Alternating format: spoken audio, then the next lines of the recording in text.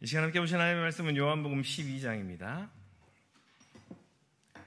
요한복음 12장 12절에서 19절까지 말씀 우리 한 절씩 교독하도록 하겠습니다. 요한복음 12장 12절에서 19절까지 말씀입니다.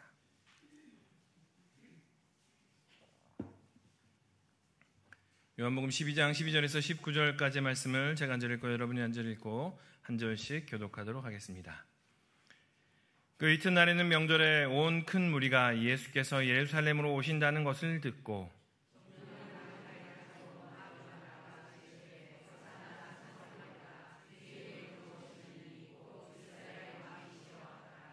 예수는 한 어린 아기를 보고 타시니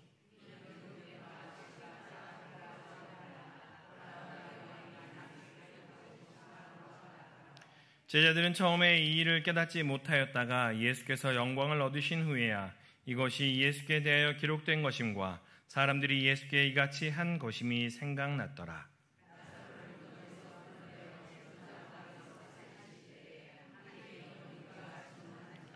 이에 무리가 예수를 맞으면 이 표적 행하심을 들었음이러라. 바리새인들이 서로 말하되 볼지어다 너희 하는 일이 쓸데없다. 보라 온 세상이 그를 따르는도다 하니라. 아멘. 우리 좌우에 계신 분 바라보면서 잘 지내셨어요? 잘 지내셨죠? 라고 물어보시면 두 가지 의미가 있겠습니다. 영육간에 강건하셨냐라는 의미겠죠. 육신적으로도 강건하시냐, 또 행하시는 일이 잘 평안하시냐라는 것과 더불어서 우리가 잠깐 얼굴을 봐서는 알 수 없는 우리의 마음 깊은 곳, 우리의 영혼 깊은 곳도 평안하시냐라는 이야기일 겁니다. 그래서 우리가 잘 지내셨지요? 라는 질문을 받고 서로 할 때마다 우리 육신은 건강한가, 또 우리의 영혼은 평안한가, 또 함께 서로 질문해가며 함께 그렇게 나아갔으면 좋겠습니다. 코로나 기간은 우리가 잘 마쳤죠. 그렇죠? 네, 잘 마쳤는데 코로나 기간을 보내면서 우리가 어떻게 보면 좀 두려움 가운데 있었습니다. 그 코로나 바이러스가 내 몸속에서 어떠한 일들을 행할지 알지 못해서 그냥 코로나에 잠깐 걸렸는데 누구처럼 그냥 슥 지나갔으면 좋겠는데 아프고 고생스럽고 또 이것이 더 나빠질까 두려움과 걱정과 염려로 그렇게 우리는 시간을 보냈습니다. 그런데 코로나 종식을 선포하면서 우리는 이제 두려움이 끝났다라고 생각을 했는데 다른 두려움에 사로잡히고 말았습니다. 다들 코로나가 끝나고 나니 이전처럼 잘 지내는 것 같은데, 코로나가 끝나고 나니 이전보다 더 활발한 것 같고, 코로나 끝나고 나니 이전보다 더 잘 나가는 것 같은데 나는 그냥 그 자리인 것 같거든요. 코로나가 끝나고 나니 사람들이 다 이전보다 더 역동적으로 움직이는 것 같고, 뭔가 잘 되는 것 같고, 성공하는 것 같고, 그런데 내 모습만 보면, 이상하게도 식구들의 모습만 보면 그냥 그 자리에 있는 것 같은 그러한 불안함이, 그러한 두려움이 있습니다. 게다가 우리 주위에 있는 미디어들에서는 꼭 이럴 때 잘된 이야기들만 합니다. 이렇게 하니까 성공했다더라. 그러니까 내가 그만큼 이익을 얻지 못하고 내만큼 뭔가 잘 되지 못하니까 오히려 상대적으로 불안하고 두려움 가운데 있게 되는 거죠. 생각해보면 나는 그냥 우리가 처음에 인사 나눴던 것처럼 큰 탈 없이 잘 지내고 있는데, 나는 그럭저럭 잘 지내고 있는데 주위 환경이나 상황을 보면 내가 뒤처지는 것 같고 내가 꼭 그냥 그 자리에 있는 것 같은 이러한 모습이 우리의 생각으로, 우리의 모습으로 닥쳐올 때가 있습니다. 이것을 위험사회다라고 표현을 하죠. 직접적으로 우리가 어려움 가운데, 위험한 가운데 놓여지는 것이 아니라 주변이 그렇게 발전되면서 그렇게 성공, 승리 이야기하면서 이상하게도 승리하지 못하는, 나는 그냥 잘 지내고 있는데 나는 승리하지 못하니, 성공하지 못하니 나는 뒤로 처진 것 같은 그러한 시대를 위험사회라고 어떤 이들은 이름을 붙입니다. 이러한 위험사회에서는 사람들을요 두려움으로 몰고 갑니다. 너 이만큼 수익 얻지 못했지? 너 이만큼 성공하지 못했지? 너 아직 실패한 거야. 그러니 불안하지? 더 열심히 해야겠지? 더 열심히 해. 사람들을 두려움으로 이렇게 부추기죠. 그 두려움으로 말미암아 사람들을 움직이게 하고 그 두려움을 극복하면 좋은 사람이고 그 두려움을 극복하지 못하면 루저라고 표현하면서 사람들을 이렇게 몰아가는 시대입니다. 우리도 마찬가지입니다. 각자가 가지고 있는 두려움과 걱정이 있으시지요. 저는 걱정 없어요 라고 하시는 분들은 걱정이 정말 많으신 분입니다. 너무 걱정이 커서 그냥 꾹 눌러놓은 거죠. 그렇다면 그 두려움이 어디서 오는지 한번 생각해 보신 적이 있으신가요? 왜 난 이렇게 걱정이 많을까? 왜 난 이렇게 두려움이 클까라는 것에 대해서 생각해 보신 적이 있으신가요? 우리가 대부분 앞날에 대한 두려움이 많습니다. 그리고 자녀에 대한 두려움, 또 우리의 삶에 대해서 알지 못함에서 오는 그러한 두려움이 있을 겁니다. 당장 내일. 지금 우리 서울은 쨍쨍 내릴 때지만 남부지방에서는 엄청난 비가 오죠. 이런 것들이 세상에 우리나라에서 이런 차이가 있단 말이야 라는 것들로 인해서 우리는 두려움을 더 갖게 되는 것 같습니다. 그렇다면 여러분들은 그 두려움을 어떻게 이겨내고 계십니까? 많은 사람들이 명절이 되어서 예루살렘에 모였습니다. 예수님께서 그 가운데로 들어가십니다. 예수님께서 그 가운데로 들어가시는데 들어가시면서 하시는 첫 마디가 이 말씀입니다. 시온 딸아 두려워하지 말라. 자, 내가 왔어 라고 이야기하시는 것이 아니고요. 자, 이제 승리할 거야 라는 이야기하는 것이 아니고요. 시온 딸아 두려워하지 말라 라고 첫 마디를 예수님께서 던지십니다. 그런데 이 사람들이 예루살렘 성전에 모여있던, 예루살렘 가운데 모여있던 사람들이 그냥 여행하듯이 왔을까요? 아니요. 어찌 보면 예수님께서 이 말을 던지신 이유가 있습니다. 우리가 12장 초반부와 12장, 11장 마지막에 보았던 것처럼 이미 바리새인과 사두개인들은 누구를? 예수를 잡아 죽이기로 작정을 했습니다. 그리고 11장의 마지막에 보면 누구까지도?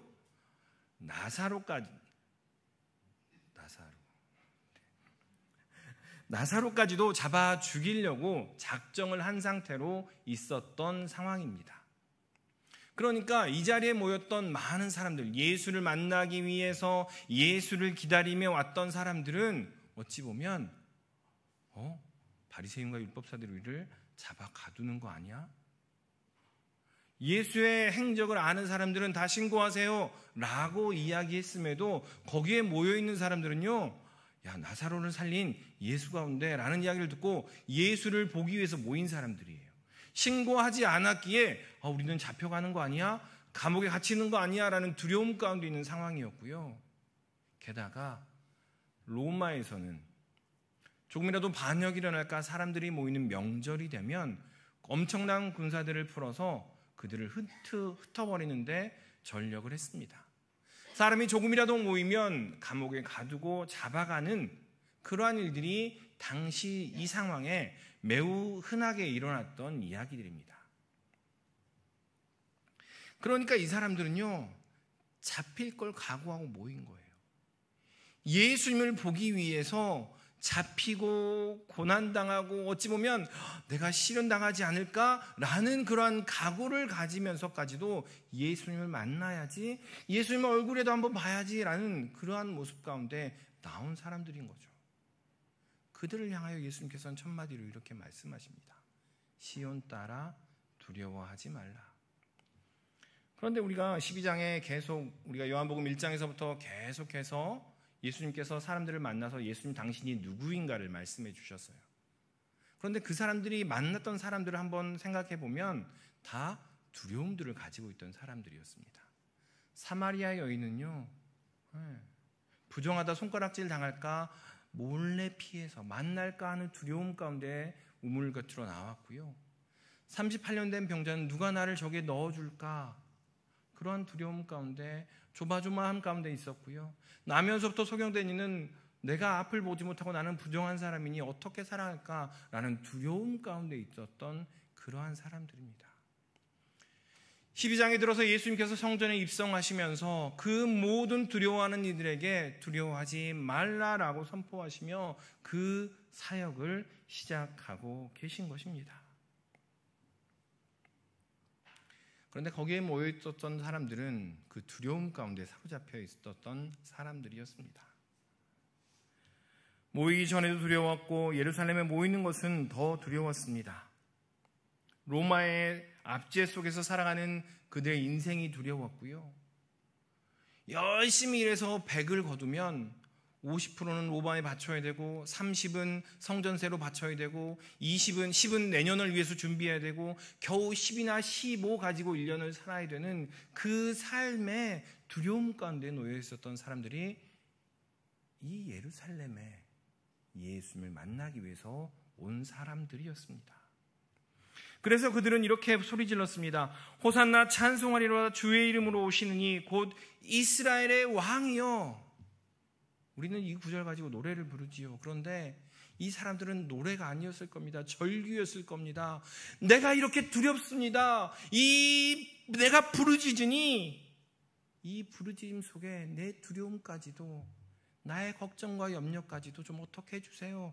라는 마음이 이 마음이었다는 겁니다. 평소에는 5만 명이 예루살렘에 모이는 그 성전에 모이는 때 모였다고 합니다. 그런데 명절이 되면 25만 명이 되는 숫자가 이 예루살렘에 모입니다. 대부분이 예루살렘 사람이었을까요? 아니요. 그렇죠. 명절이 되니 그 핑계로 예루살렘 땅 한번 밟아봐야지, 그 핑계로 성전 한번 들어가서 봐야지 라고 이야기하며 3일 4일 아둥바둥 거리며 예루살렘에 모였던 사람일 것입니다.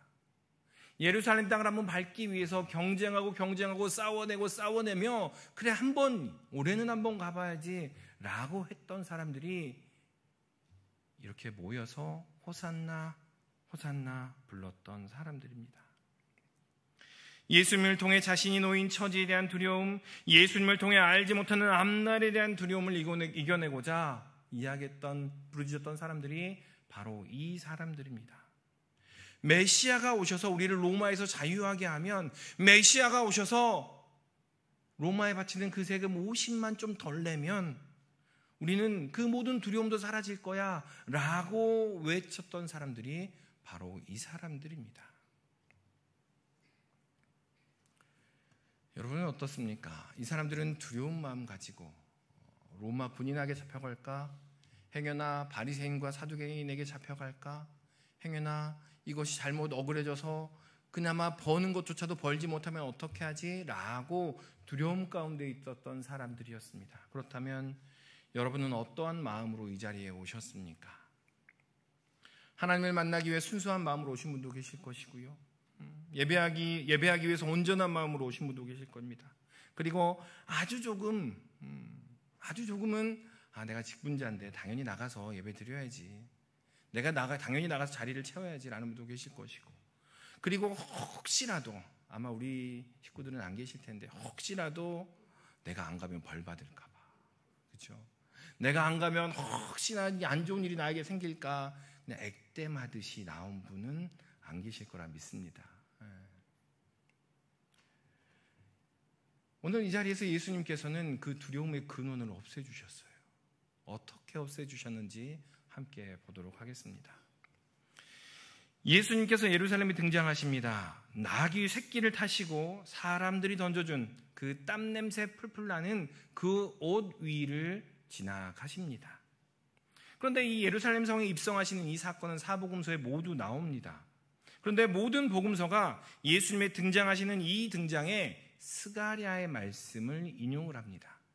이 스가랴의 말씀이 어떤 말씀이냐? 이 스가랴는요, 이 포로가로 다 잡혀간 다음에 포로가 돌아올 때 이야기입니다. 돌아올 때. 포로들이 돌아와서 제일 먼저 뭘 할까요? 유대인들이니까 성전을 짓죠. 성전을 이렇게 짓는데 갑자기 다 멈췄어요. 몇 년 동안? 20년 동안. 멈춘 이유는 뭐냐? 외부에 방해도 있었고 열심히 성전을 짓다 보니까 한 사람 두 사람 어디로 가요? 자기 집 지으러 가요. 성전을 먼저 짓자라고 이야기해놓고서 자기 집 지으러 먼저 가더라는 거예요. 그래서 한 사람 두 사람 빠지고 나서 그 성전 짓기가 멈추는 시간이 20년이 돼버린 거예요. 그래서 스가랴가 이야기를 하는 겁니다. 8가지 환상을 통해서 하나님은 이런 분이시다. 하나님께서는 우리가 이렇게 짓는 성전을 통하여 역사하시는 하나님은 이렇게 위대하신 분이시고 광대하신 분이시고 온 열방을 다스리는 분이다 라고 스가랴 전반부에 이야기합니다. 그리고 나서 9장 9절에서 오늘 인용된 말씀을 이야기하죠.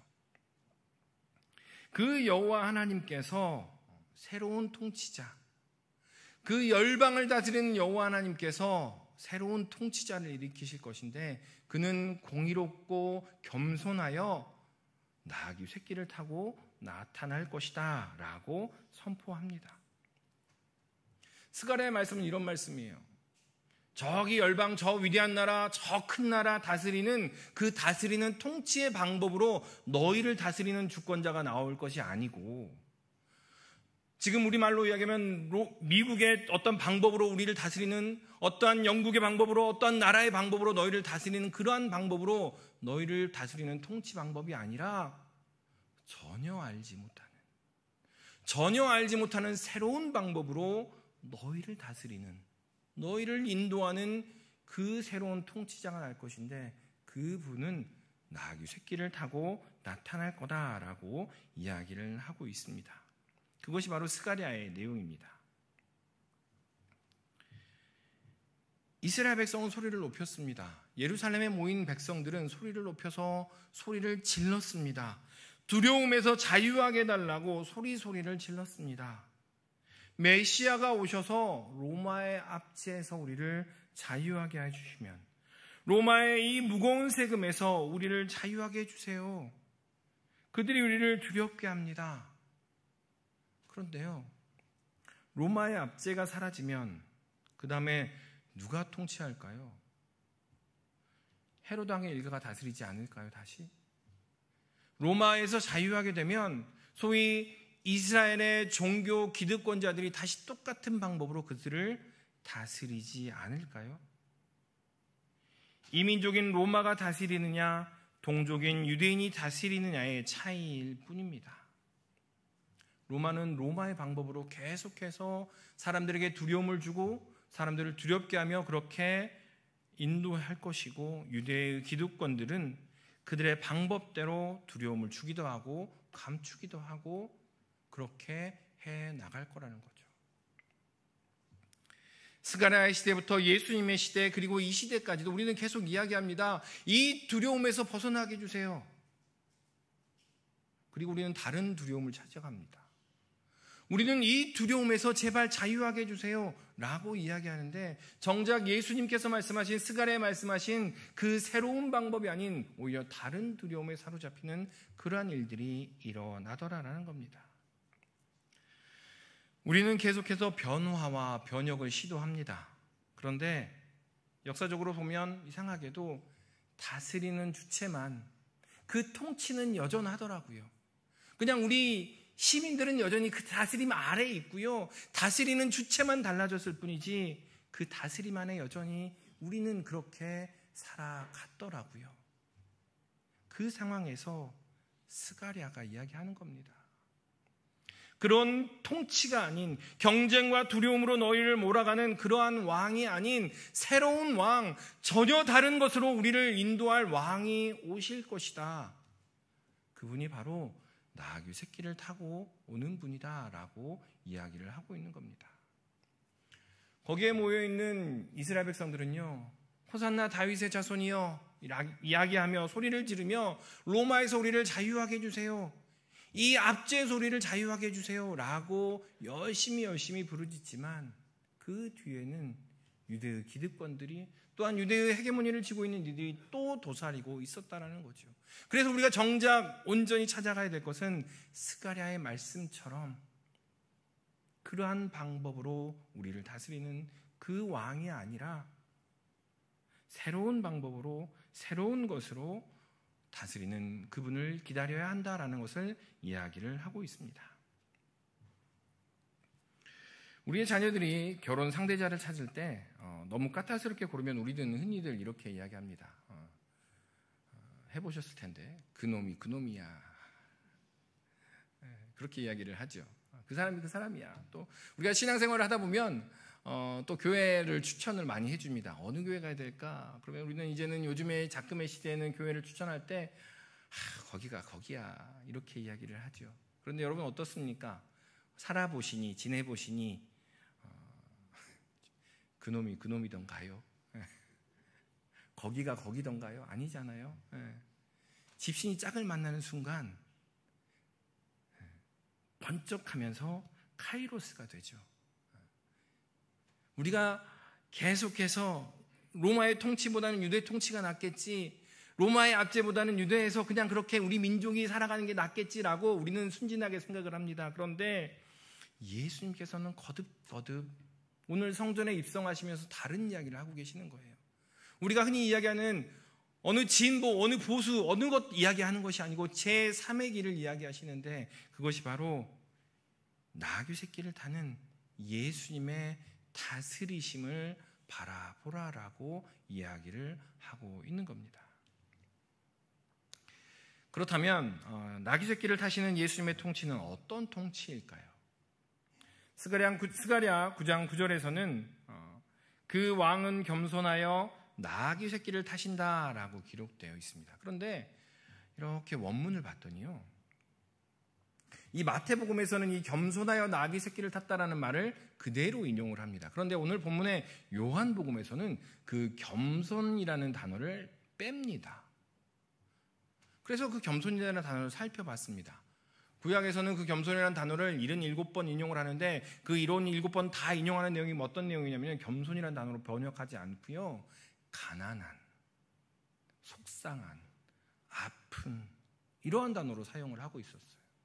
다시 말하면 예수님이 겸손하여서 그냥 높은 데 있는데 그래 내가 오늘 좀 낮은 데로 내려갈게 라는 의미가 아니고요, 예수님께서 입성하시면 나귀를 타신 것은요, 그냥 가난한 자가 되신 거예요. 그냥 가슴 아픈 자가 되신 거예요. 마음 찢어지는 자가 되셔서 그 자리에서 함께 하고 계신다라는 겁니다.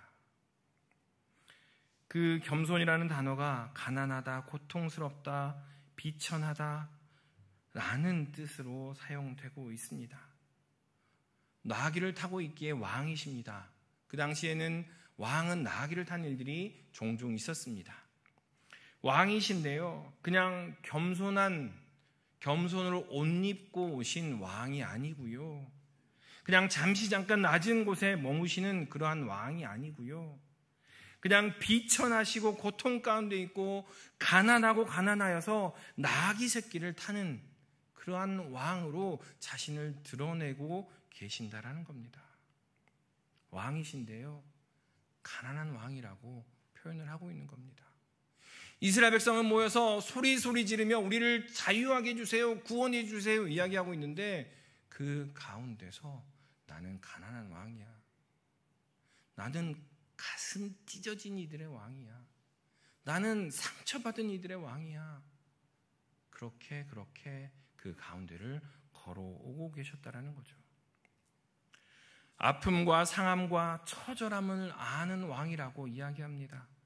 경쟁하고 전쟁하여서 짓눌러서 다스리는 그러한 왕이 아닙니다. 승리하고 다른 사람들을 두려움으로 몰아넣는 그런 왕이 아니라는 거예요. 예수님의 다스리심은요, 어떤 인자하고 행정력 있고 리더십 있는 어떤 위대한 사람의 다스리는 정도가 아니라는 거예요. 우리는 예수님의 통치, 하나님의 나라의 통치 이야기하니까 계속해서 어떤 대통령, 어떤 멋진 위대한 인물들을 생각을 합니다. 아니요, 예수님의 통치는요, 가난하고 가슴 찢기며 비참함 그 모든 것들을 가지고 그들과 함께 그 자리에서 걸어가는 그 다스림이라는 사실을 우리는 기억해야 합니다. 우리 자리에서 우리와 함께하는 왕의 다스림입니다. 이것이 스가랴가 말한 새로운 왕이며 나귀 새끼를 타시는 왕의 모습입니다. 우리 권사님 기도도 해주셨지만 요즘 계속되는 장마로 한 지하 차도에서 14명이나 되는 사람이 생을 마쳤습니다. 천재지변인지 인재인지는 우리가 이야기를 해봐야 될 것이고, 또 책임져야 할 사람은 꼭 책임져야 할 것입니다. 그런데 그 사건을 보면서 그것을 바라보는 나는 어떠하냐라는 질문을 스스로 하였습니다. 그 사건을 바라보며 여러분은 어떠하셨습니까? 하나님 나라의 다스림, 나귀 새끼를 타신 예수님의 다스림 가운데 있는, 그 다스림 아래에 있는 나와 우리는 과연 어떻게 해야 될까? 과연 어떠한 마음을 품고 어떠한 모습으로 나가야 할까? 질문을 하게 됐습니다. 그냥 멀리 있고 나와도 관계가 없고 그냥 멀리 있으니 그랬구나, 그런 일이 있었구나, 그냥 속상해, 그냥 아파라고 이야기하는 것은 그냥 일반적인 통치일 겁니다. 왜 못 나왔는지, 왜 못 나왔대요? 물이 넘칠 동안 뭐 했대요? 또 오늘 보니까 그를 구하다가 또 젊은 군인이 또 휩쓸려 갔다는 얘기까지 나와요. 휩쓸려 갔대요 라는 얘기. 그냥 그렇게 이야기하면 그것은 어찌 보면 그냥 멀찍이 바라보는, 두려움이 나에게 이르지 않게 그냥 멀찍이 거리를 두고 그 두려움이 나에게 임하지 않게 해주세요 라고 이야기하는 로마의 통치나 유대의 통치나 다를 바가 없을 것입니다. 그런데 예수님의 다스리심은요, 나귀 새끼를 타신 예수님은 그냥 그 유족인 겁니다. 상실을 당한 주체가 되는 거죠. 공정운운하며 절차와 공평을 논하는 것이 아니고요, 그 아픈 사람, 속상한 사람, 그 가난한 사람을 가장 우선하여서 한 번 더 들여다보고 한 번 더 살피며 한 번 더 나아가는 그것이 바로 예수님의 다스리심이라는 거죠. 그것이 바로 나귀 새끼를 타신 예수님의 다스리심 아래에 있는 사람이 행하는 일일 것입니다. 왕이 세워지던 사울과 다윗과 솔로몬 때를 기억하십시오. 그때의 왕을, 그 영광스러운 왕을 기억하십시오 라는 이야기가 아닙니다. 과거에 우리나라의 대통령 그 영광스러운 때를 기억하라, 그게 아닙니다. 더 나아가 여호와 하나님이 왕이시던 때를 기억하라라는 이야기입니다. 여호와 하나님께서 너희의 왕이 되시며 여호와 하나님께서 인자와 공의로 우리를 다스렸던 여호와 하나님께서 나는 너희의 하나님이요 너희는 내 백성이라고 이야기했고 그렇게 함께 다스렸던 때를 기억하라 라고 이야기를 하고 있는 겁니다.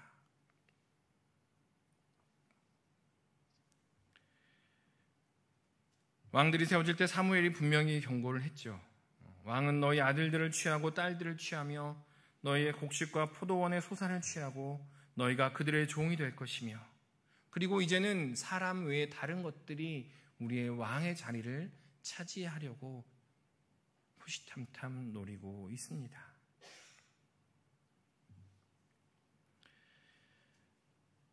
스가랴에서는 8가지로 환상을 보이며 예수님 하나님의 그 광대하심을 이야기했고요. 요한복음에서는 앞에 6개의 에고 에이미로 예수님의 모습을 이야기해 주셨습니다.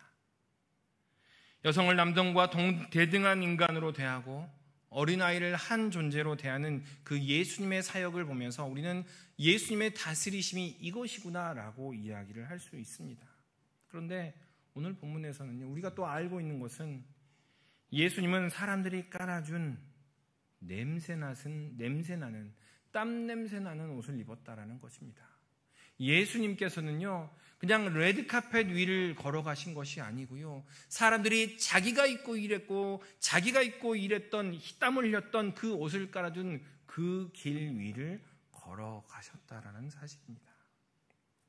삶의 흔적이 묻어있고 삶의 자리가 묻어있는 그 옷 위를 지나가셨다라는 겁니다. 예수님의 다스리심은요, 두려움을 몰아내고 함께 땀을 흘리며 함께 평화를 이루는 그것임을 우리는 기억해야 할 것입니다. 이제 수련회가 청소년부하고 그리고 기도해 주신 것처럼 베트남 선교만 남았습니다. 그런데 코로나 이후에 본격적으로 수련회가 이렇게 시작되고 해외 선교가 시작되면서 여러분들은 익숙하셔서 그냥 익숙한 거야 라고 생각하실 수 있는데 저에게는 새롭고 신선하게 다가온 것이 하나가 있었습니다. 바로 그 여전도회와 교육부서가 이렇게 연계 자매 결연을 맺어서 함께하는 그러한 모습이었습니다. 다 하는 거 아니에요? 아니요, 다 하는 거 아닙니다. 다 하는 거 아니었어요? 예, 하는 거 아니고요. 이렇게 볼 때마다 참 너무나 좋다라고 해서 이번에 교육자들이 모여서 또 함께 피드백을 하면서 그거는 꼭 가져갔으면 좋겠다라고 서로 이야기를 했는데요. 수련회를 함께 하면서 함께 밥과 간식을 함께 나누면서 식구가 되는 거잖아요. 그리고 서로 기도 제목을 나누면서 서로 중보하는 중보자가 되는 것이고, 나귀 새끼를 예수님과 함께 타는 것, 나귀 새끼를 타신 예수님의 뒤를 따라가는 것이 이것이 아닐까 생각을 해봅니다. 요즘에는 다 돈으로 해요. 돈으로 밥하고요. 그냥 돈으로 하는 게 수월해요. 그냥 후원만 해주세요. 아니요. 그런데 우리는 하고 있더라고요. 그거 말고 가서 밥 해주고 가서 기도해주고 우리 아이들이 어떻게 자라는지 살피는 것, 그것이 바로 나귀 새끼를 타신 예수님의 그 발자취를 따라가는 그러한 모습이 아닐까 생각해 보았습니다. 불편합니다. 차라리 돈으로 그냥 진행하고 후원하는 게 수월하기도 합니다. 그런데 거기에는요, 관계도 없고요, 평화도 없고요, 교제도 없더라고요. 요한복음 12장에서 12장까지 예수님께서는 많은 사람들을 만나시며 당신이 누구신지 이야기해 주셨습니다. 12장 이후부터는 예수님께서 당신이 누구신지 딱 한 번 나고 안 나옵니다. 이제 예수님 십자가 사건이 점점 진행이 되죠. 그런데 예수님께서 만나셔서 그 한 사람 한 사람의 두려움을 없애주신 것, 만났던 사람이 누구일까요? 바로 우리입니다. 우리 그리스도인들은 현실의 발을 딛고 있지만 현실을 의지하는 것이 아니라 현실을 넘어선 평화를 바라보는 사람들입니다. 그것이 바로 복음인 것이죠. 그 평화를 바라보고 현실에 매어 있지 않기에 우리 오른편 뺨을 때린 사람을 향하여 왼편 뺨을 댈 수 있는 거고요. 억지로 우리를 가자는 사람에게 심리까지도 함께 동행할 수 있게 되는 거죠. 현실에 얽매인 사람은 그렇게 못하더라라는 거죠. 그저 예루살렘에 모여서 예수님을 환호할 수 있습니다. 멋진 환호성과 멋진 말들로 예수님을 환영할 수도 있고요. 종려 가지를 흔들며 멋진 종교적인 언어들로 예수님을 맞이할 수도 있습니다. 그런데 오히려 예수님께서는 그것을 거부하셨다는 사실을 기억하셨으면 합니다. 나귀 새끼를 타시고 레드카펫이 아닌 사람들의 땀과 수고가 묻은 그 옷 위를 지나시며 그것이 하나님의 다스림이라고, 그것이 하나님의 섭리라고 이야기하며 실천하는 것이라고 우리에게 말씀해 주시고 계십니다. 그것이 물론 쉽지는 않을 것입니다. 그렇죠? 세상에서 제일 쉬운 게 돈 내는 거라고 하잖아요. 그런데 우리는 잊지 마십시다. 그리스도 안에서 함께 교제하고 그리스도 안에서 함께 나누며 그리스도 안에서 함께 나귀 새끼를 타신 그 예수님을 따라 뒤따라 함께 수고하며 애쓰는 것, 그것으로 말미암아 우리가 참 공동체가 된다는 것을 잊지 마십시다. 하나님의 나라, 예수님의 다스리심은 그냥 좋은 어떤 한 사람, 좋은 위정자가 나타나서 행하는 것에 국한되지 않습니다. 그것은 그 너머에 있습니다. 예수님은 우리의 왕이십니다. 예수님은 우리의 구원자이십니다. 세상이 말하는 인자한 어떤 왕이 아니라 전혀 다른 통치를 행하시는 분이 바로 우리 예수님이고, 그 인자한 통치, 그 전혀 다른 통치를 예루살렘 성에 입성하시며 함께 나와 함께 행하자고 우리에게 권면하고 계십니다. 그것을 실천하시는 우리 모든 믿음의 식구들 되시기를 주님의 이름으로 축원합니다. 기도하겠습니다. 사랑 안에 충만하신 아버지 하나님, 우리는 여전히 소리를 높이며 로마에서 이 두려움을 없애주세요.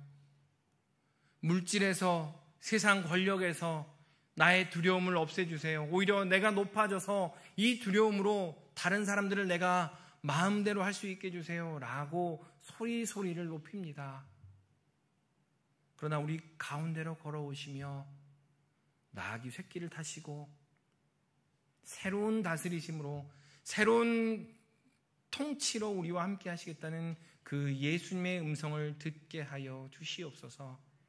때로는 그것이 수고롭고 때로는 그것이 번거롭고 때로는 그것이 우리를 불편하게 할지라도 아버지 하나님, 나의 주 예수님, 나의 주 하나님을 따라 결단하며 나아가겠으니 그 뒤를 따라 함께 걸어가는 우리 모든 믿음의 식구들 되도록 인도하여 주시옵소서.